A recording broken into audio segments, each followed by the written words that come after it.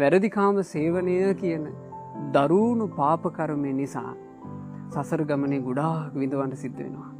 බුදුරජාණන් වහන්සේ දේශනා කළා වැරදි කාම සේවනය කරන තැනැත්තාට ලැබෙන අති භයානක කටුක විපාකය තමයි මරණින් මත්තේ දුගතිය උපදිනවා නිරයේ. ගිනිදැල් වලින් වෙලෙන අවීචි මහා නරකාදී ඉපදිලා අනන්ත අප්‍රමාණ දුක් විඳලා ආයේ ඉහළට එනකොට තිරිසන් ලෝකයේ උපදින්නේ. වැරදි කාම සේවනයේ විපාක. තිරිසන් අපායෙන් නිදහස් වෙනකොට ඒක නා මනුස්ස ලෝකයකට ආවා කියලා හිතමු. මනුස්ස ලෝකයට ආවත් බුදුරජාණන් වහන්සේ වදාලා බොහෝ දුරට ඒක නා නපුංසක වෙනවා. ස්ත්‍රී පුරුෂ දෙපැත්තටම අයිති නැහැ.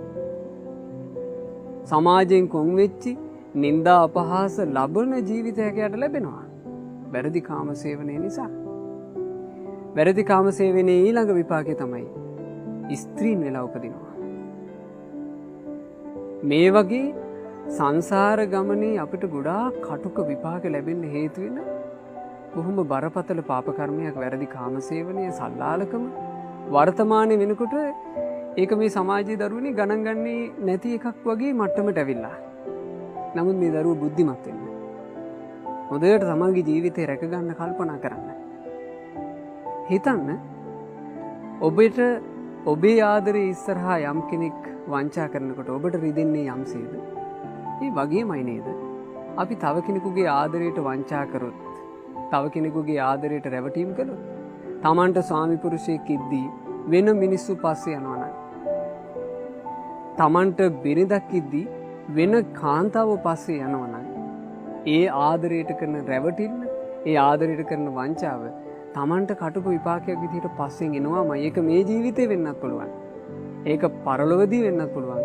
ඒක සංසාර ගමනට වෙන්නත් පුළුවන්. ඉසිදාසි අරහත් උත්තමාවිය තේර ගාථාවලදී වදාලා මේට ආත්ම භාව 7කට කලින් ඉසිදාසි උත්තමාවි පුරුෂයෙක් ඒ ජීවිතේ සල්ලාලකම් කළා, වැරදි කාම සේවනය කළා, හිතෙන ස්ත්‍රීනික වාසය කළා. ඒකෙන් විනෝදයක් කියලා හිතුවා. ඒ ජීවිතෙන් චුත වෙච්ච ගමන්